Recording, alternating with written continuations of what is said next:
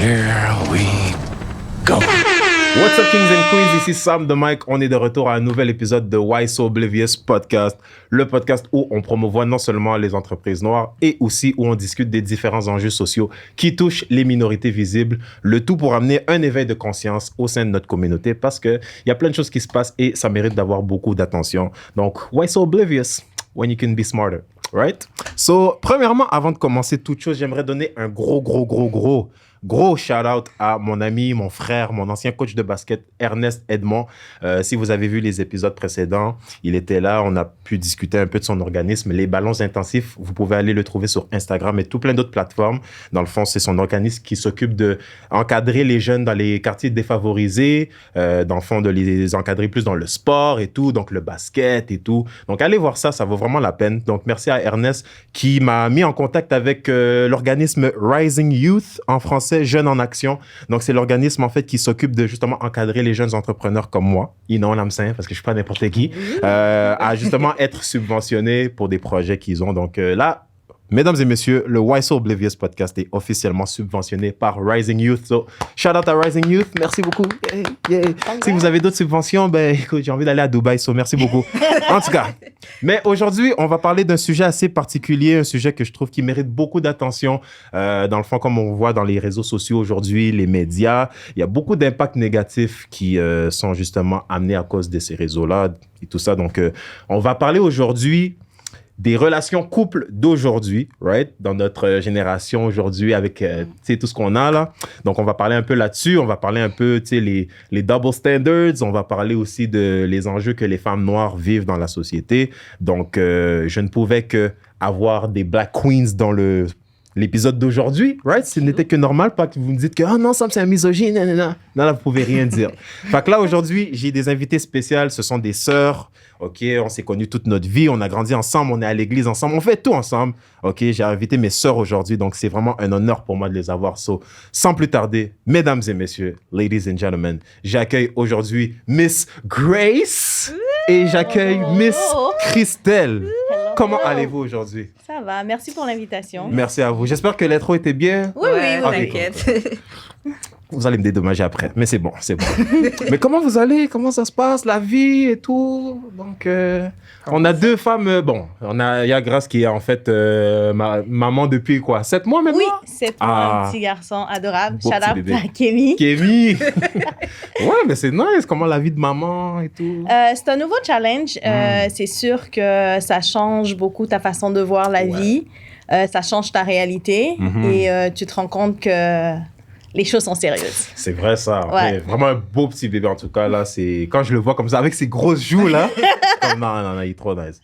Mais c'est vraiment nice. Puis justement la vie de mariage parce que on a aussi je sais pas si je peux le mettre. Vas-y, c'est correct. Il y a aussi Christelle ici qui va se marier cette année. Hein? Ouais, donc exactement. on a déjà 2 femmes mariées, semi-mariées pour Christelle. Mais comment tu te sens par rapport à ça? En fait, le processus, il est bien, sans te mentir, mais c'est, tu vois, le après que tu veux imaginer, mais c'est comme on dit souvent, le mariage, le jour du mariage, tu n'as aucun contrôle. C'est juste les préparatifs, mais après, le reste, c'est juste comme, bon, écoute, ce qui se passe, c'est ce qui va se passer, mais bon. Mais sinon, ça se passe bien, avec l'amour de tous et tout, oui, ça va. Mais justement, moi, en tant que femme mariée, comment le processus justement d'aborder le mariage? Est-ce que vous avez déjà pensé que moi un jour je vais me marier? Est-ce que c'était vraiment genre votre intention, votre rêve en tant que tel? Je sais pas si je peux commencer. Oui, vas-y. Non, vas-y. Parce que moi, personnellement, étant petite, souvent mes amis au secondaire, moi, mon mariage. Mais moi, j'étais comme, écoute, si ça vient, ça vient. Je veux pas comme forcer. Ouais. J'avais pas de comme... Mes amis, ils avaient plus des... oui, ma robe va être comme ci. Puis moi, j'étais comme, moi, ma robe... c'est pas maintenant, là. Genre, je le voyais plus loin. J'étais pas une fille qui... Je suis plus une fille du présent, tu vois. Je vis ce que je vis, puis après, si ça vient... C'était pas dans tes plans, mais c'est venu... c'est venu pareil. Ah, OK. Toi aussi, Aras, est-ce que c'était la même chose? Honnêtement, c'est pas quelque chose que j'ai désiré étant petite, j'en rêvais pas. Je vous dirais que c'est vraiment quand j'ai rencontré mon mari et à travers la relation, c'est là que l'envie est née. Mais aussi, ce que je peux dire, en tout cas dans mon cas, je sais pas si c'est comme ça pour tout le monde, tu sais, les demandes de mariage surprise où la fille elle pleure, je pense que c'est un peu du fake parce que quand la relation grandit, ça devient un projet commun. C'est rare que tu sois surprise par la demande parce que bien avant, vous avez eu des conversations de est-ce qu'on va avoir des enfants, comment ça sera et tout. Et autre chose aussi qu'on te dit pas, c'est que en fait, le mariage, c'est la relation qui fait votre mariage et non le mariage qui fait la relation.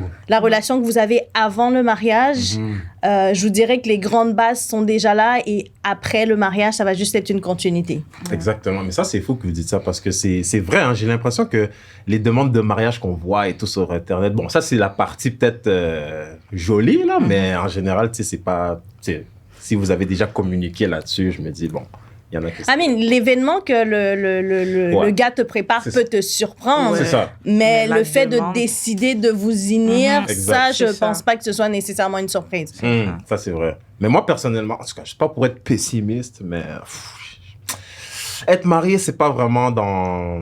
Bon, c'est sûr que j'ai le temps de... Tu sais, je suis jeune encore, je vais expérimenter, mais je sais pas, je me vois pas marié. Mais vraiment, je me vois pas. Pourquoi? Moi, du moment que je suis content dans ma vie, of course... C'est tout ce que j'ai besoin. Mais, je sais pas, je me vois pas marié. Mais je pense que tu devrais plus laisser le temps au temps. Oui, parce que je pense chacun a son temps, en fait, tu vois.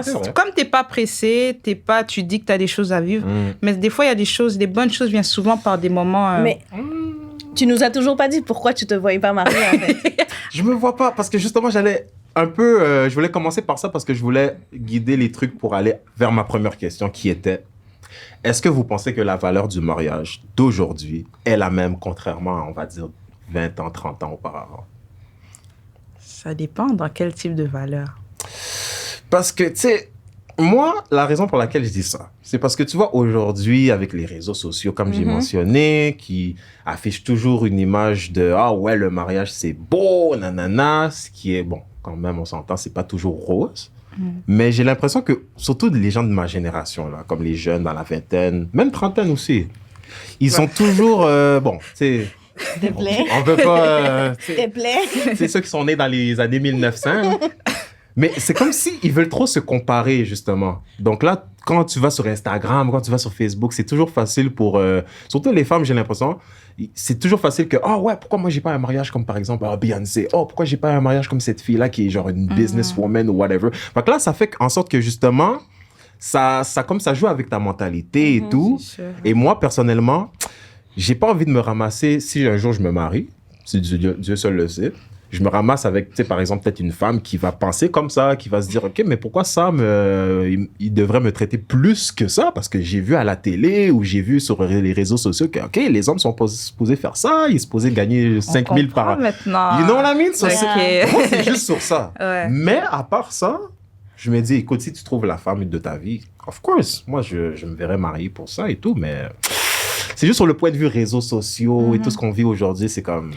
Mais en fait, la réponse à ta question, moi, je pense que honnêtement, aujourd'hui, s'engager dans un mariage, c'est beaucoup plus sérieux qu'à l'époque. Je parle de ce que je sais. C'est sûr que d'autres temps, d'autres mœurs. Mais aujourd'hui, on a une possibilité de choix qu'à l'époque, les femmes n'avaient pas nécessairement. Je parle de femmes parce que je suis une femme, je sais pas de qu'est-ce que vous vivez, tu vois.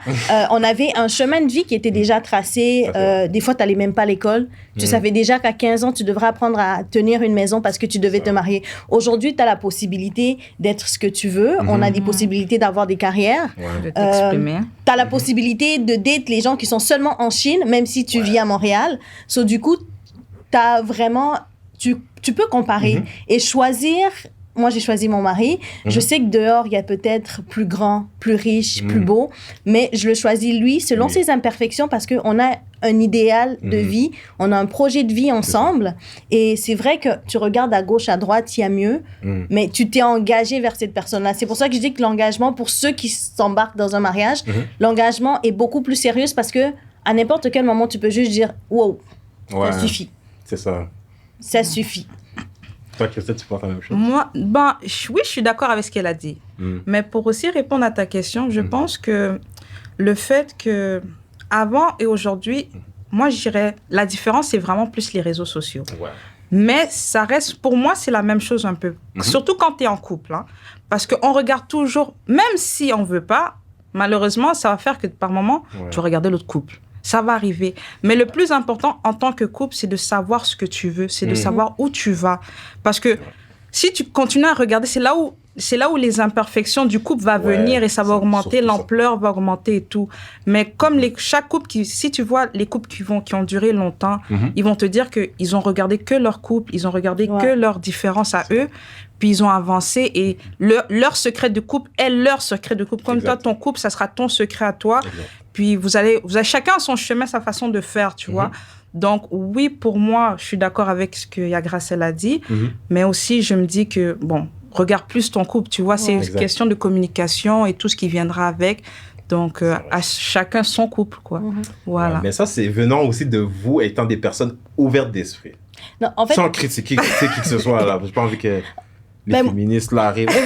Il y a un frère à moi qui m'a refilé un conseil qu'on lui avait dit, c'est que chaque mariage est comme une empreinte, en fait.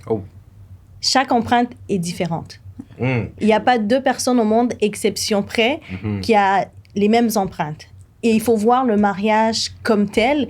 Et aussi, il faut beaucoup protéger ton mariage. Surtout, parce que quand tu commences à parler de ton mariage, où tu commences à exposer vos problèmes, surtout ça. Personne n'expose ses problèmes sur les réseaux sociaux.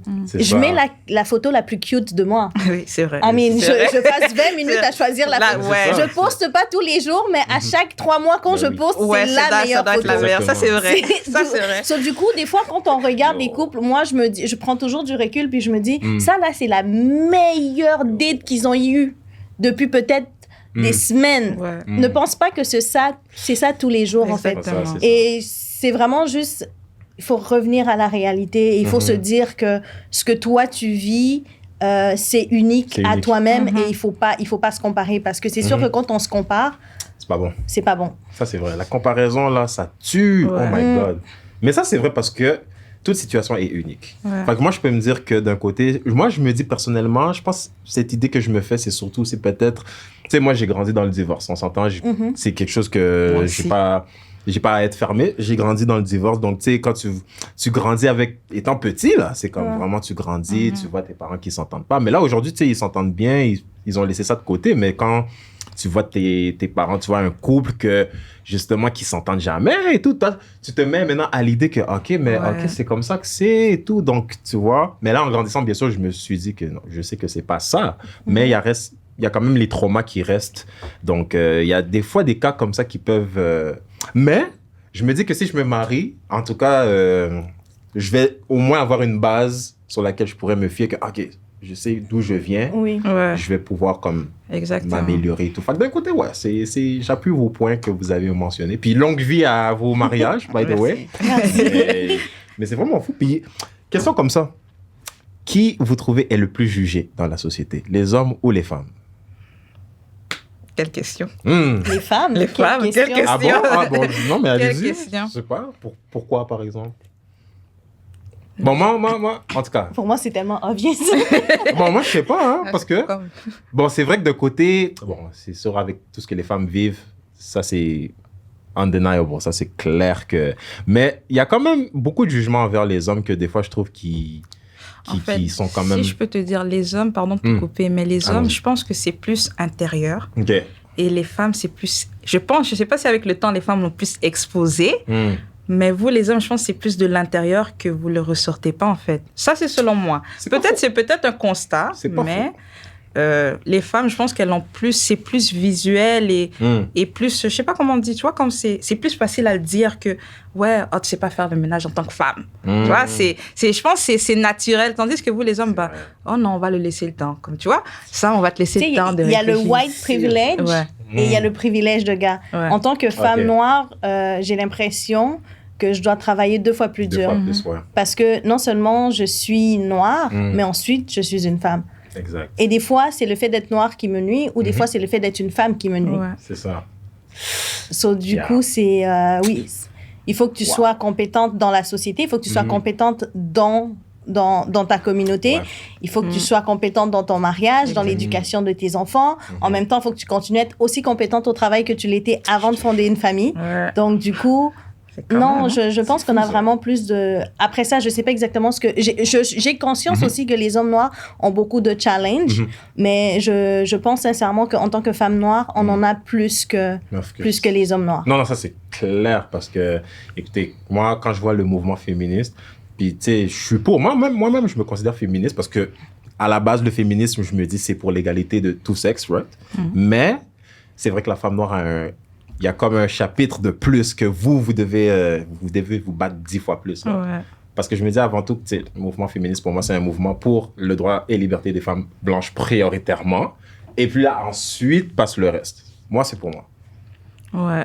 Pour être direct, straight up. Ça, c'est vrai. Moi, je suis d'accord. Je sais pas si je vais aller là. Non, mais je suis d'accord. En fait, moi, j'y vais avec le point de Yagras. C'est vrai ce qu'elle a dit. Et je vais même jusqu'à dire, des fois, même notre apparence aussi compte beaucoup.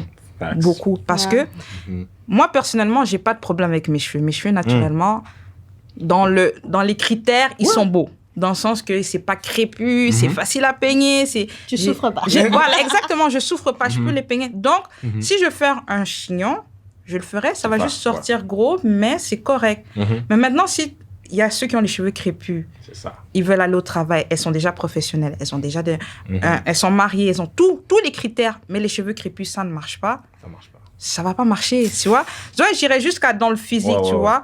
Donc, c'est vraiment dans ce critère-là, pour ça je dis que je veux suivre Yagras dans ce qu'elle a dit, c'est de mandat. Tu vois, pour revenir sur les cheveux, pour moi, les cheveux, c'est un exemple d'oppression qu'on vit autant de la part des hommes blancs ou de la société blanche que de la part des hommes noirs aujourd'hui.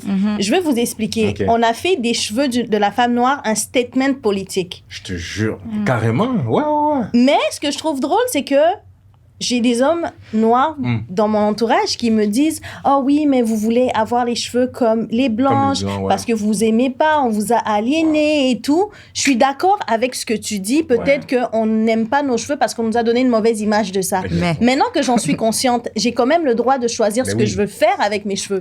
Donc pourquoi, si jamais aujourd'hui je décide de porter une perruque, ça devient un problème parce que tu fais exactement ce que tu reproches à l'autre. Aujourd'hui, j'ai le droit de porter mes cheveux comme je veux. Mais si je mets une perruque, c'est un problème parce que je veux être comme les autres. Et si je porte mes vrais cheveux, c'est un problème aussi. So, pour moi, autant de la communauté noire ou de la communauté blanche, mes cheveux ne devraient pas être genre ça devrait pas être quelque chose de politique parce que ce sont mes cheveux. Moi, je fais pas de tes lunettes ou de tes yeux un truc politique. Pourquoi mes cheveux à moi? Et par rapport au mouvement féministe, honnêtement, je pense que en tant qu'Africaine, en tant que Bantou, l'image que j'ai du mouvement féministe est complètement différente. Parce que si on remonte dans l'histoire, on a des villes comme en Éthiopie, Addis Abeba, qui a été bâtie par une femme. La femme du roi Mélénique II, elle a bâti la ville d'Addis Abeba. Elle a construit les plans qui ont fait que l'Éthiopie n'a jamais été colonisée.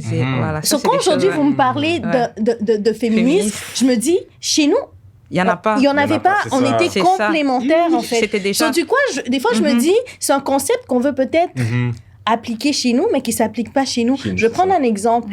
Chez nous, le papa, c'est le pourvoyeur. Je prends le modèle back in the days. Et c'est la maman qui s'occupe de la maison, de l'éducation des enfants.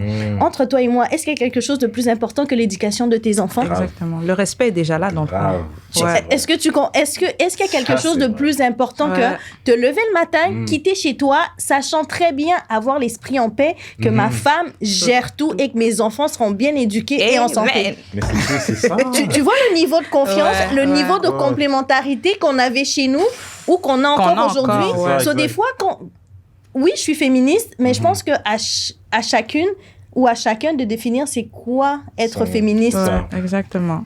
C'est ça, c'est comme on peut dire dans le fond que dans le féminisme en question, chacun a son combat en fait. Exactement. Ok, c'est ça, parce que je me dis... Parce que c'est vraiment... Ça porte à confusion des fois ici, parce que justement quand un homme, par exemple, va faire une tâche, on va dire qu'on va attribuer à une femme, par exemple un homme qui cuisine, oh non, mais c'est pas pour les hommes. J'ai vu une vidéo, oh my God, ça m'a tellement énervé. Le pasteur, je pense que c'est un Congolais.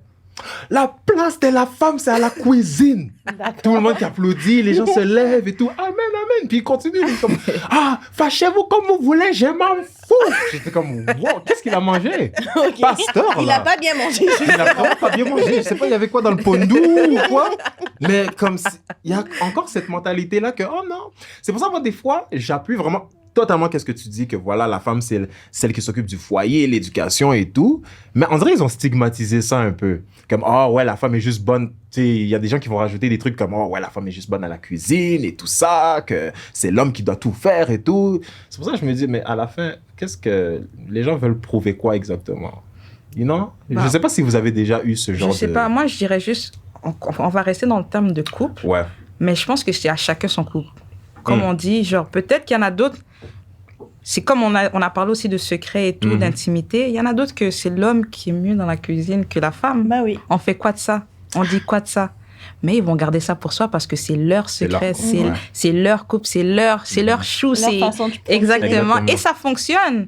Qu'est-ce qu'on dit de ça? Damn.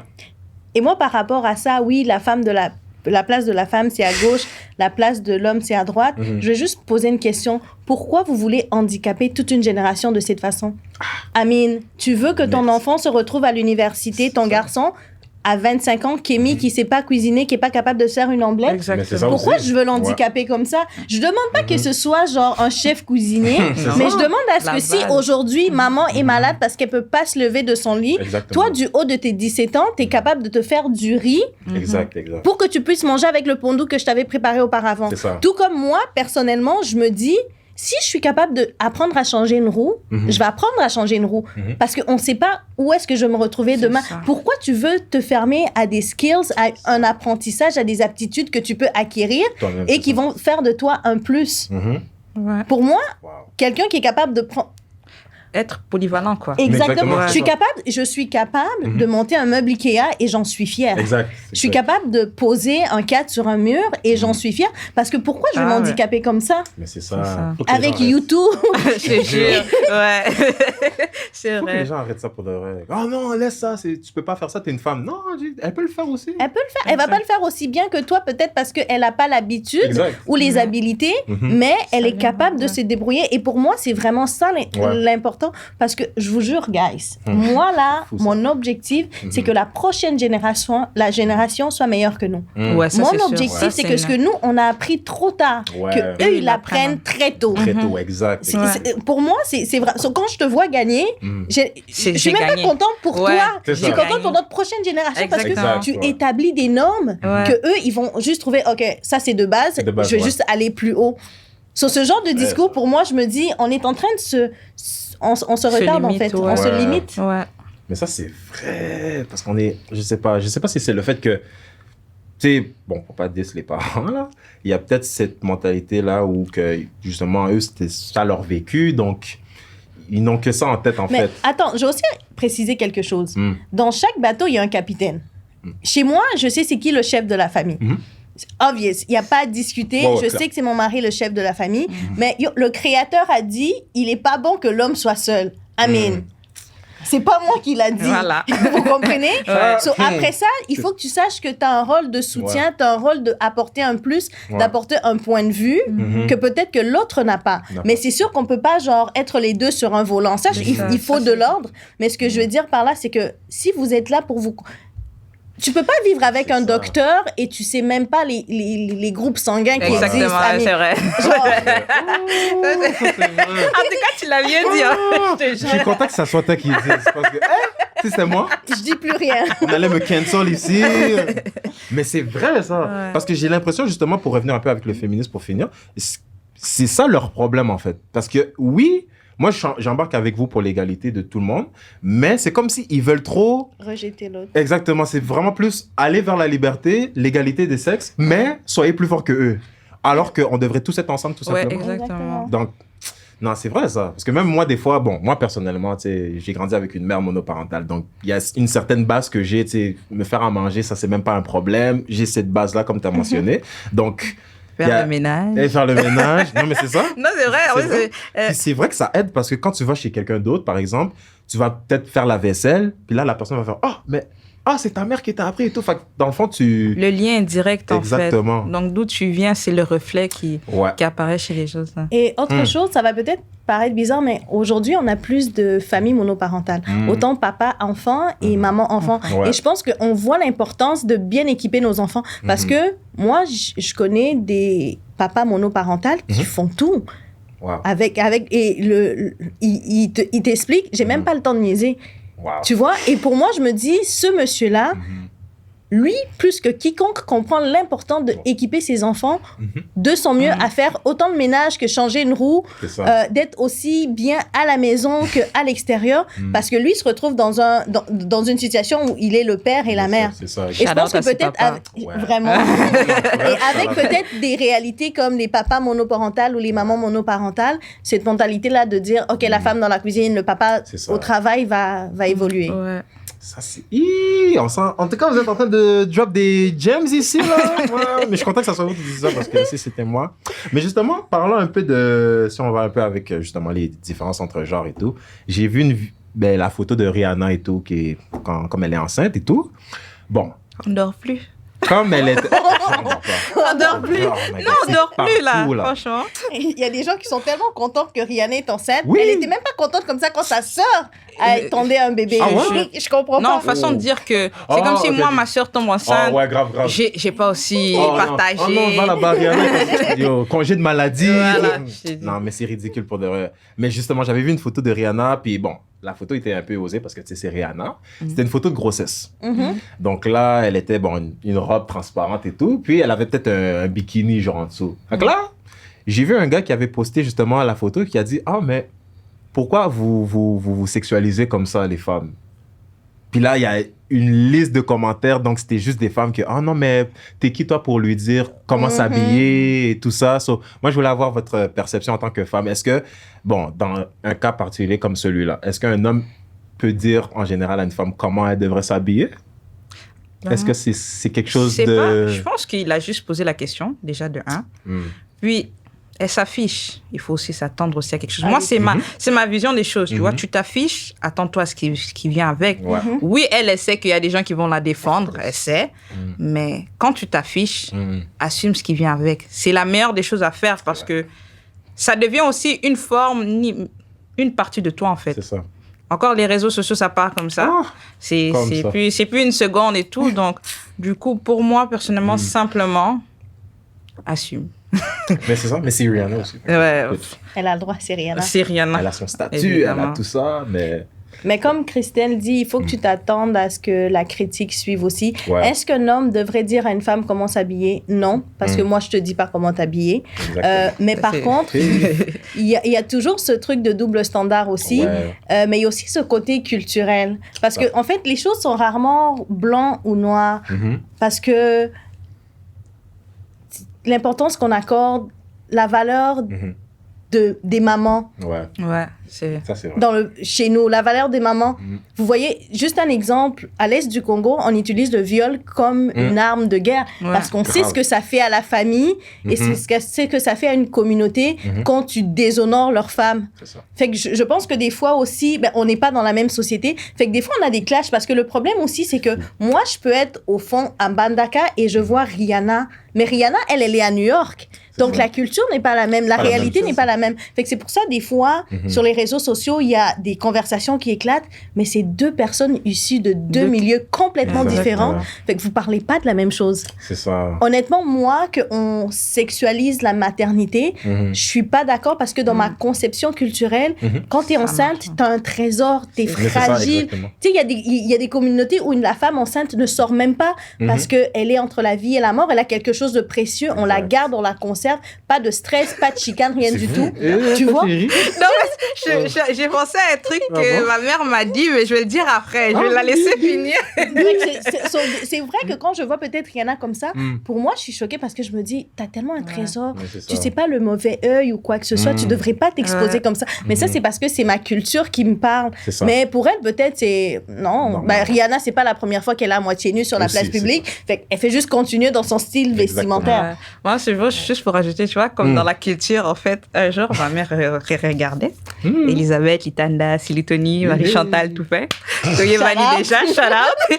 Mais elle regardait et tout, et puis là, elle dit, hey, Rihanna, hey, moi, Nazwi Kindoki déjà. Donc, elle a dit que l'enfant a appris la sorcellerie parce qu'on se dit que dès que tu t'affiches trop, ou ça, c'est dans notre culture à nous, tu vois, c'est vraiment quand tu t'affiches comme ça, c'est est-ce que l'enfant a déjà pris la sorcellerie? Est-ce que tu sais pas aussi c'est créé quoi? On sait pas. Donc, c'est pour ça que j'ai commencé à rire. Exactement. Photo là-bas. C'est ça. Donc, là, si j'ai repensé à ça, en fait, ça m'a fait rire quand elle m'a parlé de culture mauvais œil. Là, j'ai réuni l'image de maman en disant, elle là, celle-là. Rihanna. Donc, ouais. Bon, c'est ça. Mais je suis... Ouais. On suit dans le point, en fait. Mais je pense que c'est plus... En fait, la culture parle avant tout. En tout cas, ça vient avec l'éducation, en fait. Aussi. Donc, logiquement, la culture, c'est notre éducation. C'est de là où on vient. Autodidacte, pas autodidacte, mais logiquement, pour nous... être comme ça. Mais... Maman. Parce que même... Laisse l'enfant tranquille. C'est ça, l'enfant n'a rien demandé. Il est juste là, mais... Non, conserve-toi. Parce que moi, j'ai dit ça. Moi, je suis pas biaisé, tu vois. Moi, j'ai regardé, j'ai fait, ah, bon, ok, bon. C'est Rihanna. Mais en même temps, j'ai dit, bon, ok, bon.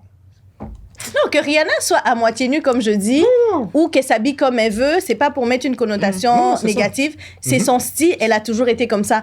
Moi, je pense qu'aujourd'hui, pour ceux pour qui la culture, une femme enceinte, on la cache, c'est peut-être pour ça que ça va nous choquer, parce qu'on se dit, en fait, on s'inquiète pour le bébé. On est juste, oh, le pauvre bébé, il y a déjà sa photo sur Internet, les gens font des choses là-bas. C'est juste vraiment ça, je crois. C'est vrai, c'est ça, oui. Mais les gens aussi savent pas qu'est-ce qu'ils veulent. Parce que là, maintenant, c'est Rihanna, oh, à moitié nue, oh, non, mais c'est osé, non. Mais là, quand ils vont prendre, par exemple, une dame qui va être complètement couverte, on va dire, c'est par exemple dans la religion musulmane, par exemple, qui est complètement voilée et tout, problème aussi. Mais finalement, vous voulez quoi? Et on va pas aller là. D'accord, deuxième question. On devrait juste pas dire à une femme comment s'habiller. Elle s'habille selon sa culture, sa religion, son feeling du matin. Exactement. Voilà, point barre. Moi aussi, je sais pas quoi dire, genre... Mais c'est ça, je vois même pas pourquoi c'est... Où elle est issue dans tout ça. Même moi, des fois, je regarde, je fais, oh, ok. Bon, ok. On va à autre chose, voilà. Mais si c'était mon père, ouais. Ça, c'est quelle sorcellerie, ça, encore? Et puis, ils savent même pas utiliser. Ah, ça. Ah non, c'est n'importe quoi. C'est juste ça qu'il faut faire. Ah, ok. Les double standards. Mais est-ce que vous pensez justement qu'un jour, on pourrait arriver à être les deux bords, hommes-femmes, à être égalitaires? Comme vraiment, comme égalité pour tous, tout le monde est correct. Non. Moi, je pense pas. Non. Pourquoi pas? Ben, moi, déjà, je pense que les femmes sont des super-héros et que les mamans sont juste des déesses. Ouais. Quand on voit tout ce qu'elles accomplissent, tout ce qu'elles font et tout, les mamans sont des déesses. Ça, c'est de un. Et de deux aussi, l'égalité, on peut pas... On est humain. Ouais. On veut mathématiser nos relations. On peut pas être 50-50. Ouais, c'est ça. C'est vrai. Il y a des domaines où vous allez être 60-40. Exactement. Déneiger l'entrée, vous allez peut-être 80-20. C'est ça. Cuisiner, vous allez être peut-être 70-30. Fait qu'il faut qu'on arrête un peu avec ce truc 50-50 parce que veux pas t'opprimes l'autre aussi. Tu veux que je fasse seulement ça. Mais OK, let's say si je suis pas bon là-dedans. On dit quoi? On dit quoi? Est-ce que ça fait de moi moins un homme ou plus une femme? Donc, il faut juste trouver... En fait, il faut juste vivre en harmonie. Ouais. Et pour moi, c'est vraiment l'essentiel. Vivre en harmonie et vivre selon ses propres valeurs. Parce que veut pas, on est, oui, dans des endroits multiculturels et tout. Ça veut dire que chacun a ses valeurs, chacun a sa culture. Ouais, fait que du coup, pour moi, ce qui est normal, moi, une femme voilée dans la rue, aucun problème. C'est dans ma culture, c'est son choix de vie. Il n'y a pas de souci. C'est ça. Mais par contre, une femme enceinte qui s'affiche comme ça, j'ai peur parce que dans ma culture, ça ramène... C'est pas bon. Tu vois? Ça marche pas, là. L'important, c'est juste vivre en harmonie. C'est ça, exactement. Mais c'est ça, je trouve que nous, par exemple, nous comme ça qui avons vécu l'Occident, plus que nos parents, on a quand même un esprit plus ouvert. Donc moi, je me dis, comme, tu sais, nous qui avons... nos enfants qui vont grandir ici, ils vont être comme plus un peu, si je peux dire, libérés de cet esprit conservateur. Pas que c'est mauvais, qu'est-ce que nos parents nous ont appris et tout. Non. Shout-out à nos parents qui nous ont amenés ici, ils se sont battus pour nous et tout. Mais je trouve que nous, on est comme bien en quelque sorte parce qu'on a l'esprit, donc on a la culture de l'Afrique, on a le mélange, donc on est plus ouvert, on est plus... Tu sais, ton enfant, par exemple, va venir te parler, il a un problème. Il va être plus apte à communiquer avec toi, tu comprends? Mais moi, communiquer avec mes parents, moi, ça n'existe pas. Ah, tu discutes pourquoi? Moi, ça marche pas. Donc, moi, je sais pas pour vous, mais pour moi, je trouve que on est quand même dans le meilleur des deux mondes. D'un côté. Meilleur des deux mondes? Bon, en fait, tu sais quoi? Moi, je ne blâmerai pas mes parents. Non, of course. Je ne blâmerai pas parce que, comme on m'a déjà dit, c'est le mélange des cultures, mais aussi que ça crée une collision, en fait. Parce que tu veux garder la culture. Tu veux garder le meilleur de la culture. Ouais. Mais aussi, le truc, c'est que dehors, c'est plus toi qui as le contrôle. C'est comme un mariage, en fait. C'est... Tu crées, tu fais, mais ce qui se passe dehors, en fait, c'est plus toi. À la fin, le résultat, c'est plus toi. Tu auras donné ce que tu auras donné. Et c'est ce que les parents ont fait, en fait. Ils sont venus. Certes, ils ont eu leur chemin différent. Ils nous ont guidés. Mais ils ont essayé de garder aussi l'éducation, la culture, le plus important selon eux. Et après ça, ben voilà, ce qui reste, c'est ce qui reste, quoi. Le résultat qui a été donné, c'est plus eux. Donc, moi, pour moi, je dis, bon, meilleur des deux mondes, non. Bon, on apprend. Chaque jour, on apprend. Moi, j'ai l'intention d'être une maman 100% africaine. Oh je vais te faire honte ou on m'a fait honte. Moi aussi. Hein, ça, vraiment. Kémy.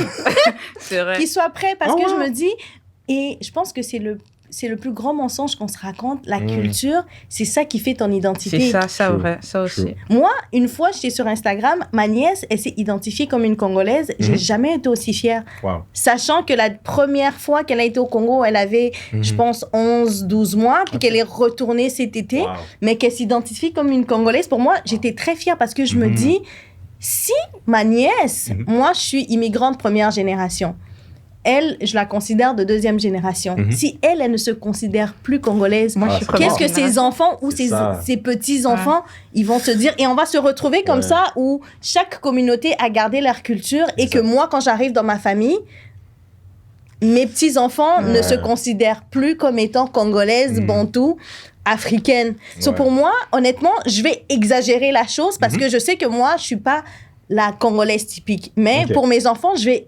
exagérer pour qu'ils aient un peu plus que ce que je suis réellement. Mais tu sais, c'est ce qui... des images, tu sais, c'est ce qui crée aussi le bon de la culture. Hein, parce qu'aujourd'hui, on regarde, on va faire genre des trades, puis ça va juste montrer qu'est-ce que les parents congolais nous ont fait. Exactement. Et là, on voit qu'on est plein. On est plein. Et ça crée un lien. Tu dis, ça, OK, ça crée de la fierté, l'identité. Quand il va me demander du McDonald's, je vais lui dire, on a du pondo à la maison. Exactement. Il va regarder, il a dit, maman, il y a les McDo. Toi. Parce que honnêtement, en grandissant, je me rends compte à quel point l'identité, la culture, c'est très important. Et j'ai l'impression que nous, en tant que peuple, des fois, on banalise, on exagère, on oublie vite, on a le pardon facile. Mais aussi, c'est très important qu'on puisse la transmettre à nos enfants, parce que sinon, on va se retrouver... excusez-moi, moi, je vois pas beaucoup d'autres communautés qui font genre, OK, mais on va juste un peu être occidentalisé. Non. C'est all the way. Et moi aussi, je vais aller all the way en espérant que Kémy, il va vraiment se sentir 100% congolais et il va pouvoir transmettre ça à ses enfants. En tout cas, il va se sentir ça, c'est certain. Mais les hontes que je vais lui faire, j'ai hâte. Elle va arriver avec le cure-dent à la maison. Bon, qui a fait les ménages là? Elle dit, Kevin, c'est quelle amie là? Non, mais maman, c'est juste une collègue. Tais-toi. C'est une fille. On parle pas aux filles. On parle pas aux filles. Et on a vécu des choses, nous. Jusqu'à tes 18 ans. Après ça, c'est où la fiancée? Non, les Congolais, on est trop grave. On est trop grave. Mais ça, c'est vrai. Il faut pas oublier d'où tu viens. La culture, c'est très, très, très, très important. Mais moi, je peux dire ça aussi. Je peux quand même aller un peu comme ta nièce, parce que moi, j'ai grandi à Kin. J'ai grandi à Kin. T'es né? Je suis né au Congo, mais je suis arrivé à Montréal, j'avais 3 mois. Et t'es né... Donc... T'es né au Congo. Donc, je suis né au Congo. Non, moi, pour vrai, quand les gens me disent « Ah, non, mais c'est comme si t'étais au Québec, là. T'es comme un petit Québécois. » Moi, ça m'énerve parce que j'aime mon pays, j'aime ma culture. Puis, moi, je vais montrer mon certificat de naissance. Je suis désolé, ça vient de Kin. Donc, non. Enfin, c'est bien de garder quand même son identité parce que c'est tout ce que tu as, en fait. Exactement. C'est vraiment tout ce Mais que t'as. parce que si on va plus loin aussi, c'est que peu importe, même si moi, je suis née, bon, pas au Québec, je suis née à Toronto, mais la première chose qu'on me demande... Ah, ouais. Non, je suis née à Toronto, c'est vrai. Je suis pas née ici. Bon, bref, je suis née ici. Ah, mais ouais. bref, revenons à... Dis-moi. Ouais, mais la première chose qu'on va te demander, étant noir, logiquement, t'es pas de souche canadien. Ils vont te demander, t'es de quelle origine? Ouais. Donc, peu importe C'est vrai. où tu vas, c'est, comme elle a dit, la culture, c'est ton identité. Ouais. De savoir où tu es. Ils vont toujours te demander, et tu vas toujours, malheureusement, te sentir toujours différent. Ouais. Nous, je vais vous montrer un exemple. Je suis partie à Victoriaville une fois avec mon équipe de basket en secondaire 2. Donc, on était juste des Noirs, Ghanéens, Haïtiennes, Congolaises, île Maurice. C'était vraiment, tout le monde était différent. Mais on arrivait, genre, des petites filles de secondaire 2, secondaire 3, des petites filles, et les gens nous regardaient comme... Qu'est-ce qu'elle fait? Wow. Et là, même les enfants se retournaient avec les parents. On était comme, nous, on est là avec nos sacs. Maman, Mais regarde. on est comme, mais on vient juste jouer, on nous a invités. Grave. Qu'est-ce qu'il y a de différent? Ouais. Prends des morceaux de poulet. c'est là, arrête, tu exagères. Va pas là. Mais c'est là où j'ai compris que, ok, mais c'est pas, en fait, moi, j'ai grandi à Cartierville. Ok. À Cartierville, je me suis toujours sentie bien chez moi. Je me suis dit, il y a des Noirs. C'est là où j'ai appris des Seychellois. Moi, je connaissais pas. L'île Maurice, je connaissais pas. Des gens des Tchétchènes. Quoi? Tchétchène. Je suis désolée, je vais pas... Oui, voilà. Désolée, je voulais pas vous dire. Excusez-moi. Prenez-le pas. Désolé. Mais c'est là où j'ai vraiment appris comme, ok, wow. Puis j'en ai appris. Mais quand tu sors de Montréal, mamé. C'est là où tu dis, ok, vaut mieux connaître d'où tu viens que d'être inconnu aussi envers les inconnus. Donc, parce que ça t'enlève un complexe Exactement. Ça fait de toi comme, you know what? I'm black. Congolaise. And proud. Et voilà, qu'est-ce que tu veux de plus? Si tu m'aimes pas, tu m'aimes pas. Moi, je continue à être noire et congolaise. Ouais. Tu vois? Donc, oui, ça aide vraiment la culture. Elle a vraiment sorti un point important. La culture, c'est ta vie, en fait. C'est ton portefeuille. C'est tout ce que tu as. Exactement. C'est ton masque. Carrément. Parce qu'aujourd'hui, on veut sortir son masque, même si on va avoir un peu de trucs, mais c'est une façon de dire que... Oh, man, moi, mon premier voyage à Kingston, 2014. Meilleur voyage de ma vie jusqu'à présent. Pardon, j'étais pas là. Première fois que j'allais au Congo, que je vois mon pays. Tu te sens chez toi. Oh, tu te sens chez toi. Tu comprends pas, mais tu te sens chez toi. C'est ça. Ouais. Tu te sens tellement... Juste quand on est arrivé, j'ai fait waouh. Même l'odeur. La chaleur qui t'accueille déjà. Déjà, t'arrives à Kinshasa, il fait chaud dans l'avion. Oh my God. Tu vois un oiseau comme... non. Et le gars, il te regarde. Non, c'est normal. Il n'a même pas regardé. C'est normal puis, ici. Non, c'est même déjà en arrivant dans l'avion. Ouais. Tout le monde qui parle déjà lingala. Grave. Comme, bon, ça y est, on va vraiment à Kinshasa. Ouais, même les agents de bord, ils connaissent. Non, c'était le meilleur voyage de ma vie. Les gens sont chaleureux, mais d'un côté, j'ai vu que quand tu arrives là-bas, ils détectent automatiquement. Ils savent que t'es pas... Ah, lui, il est pas d'ici. Mais on est des hybrides. Veux pas, ton milieu... te change. Du coup, nous, ayant grandi ici, on est différents de eux ayant grandi là-bas. Ça, c'est sûr et certain.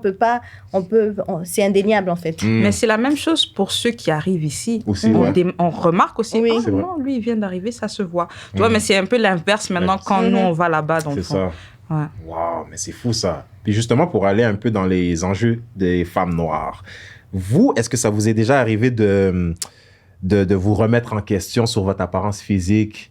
Tu sais, par exemple, tu vas à un date, tu es comme, OK, est-ce qu'il va m'aimer? Est-ce qu'il va aimer mes cheveux? Ou, on avait comme mentionné les cheveux qui sont vraiment un gros problème, là.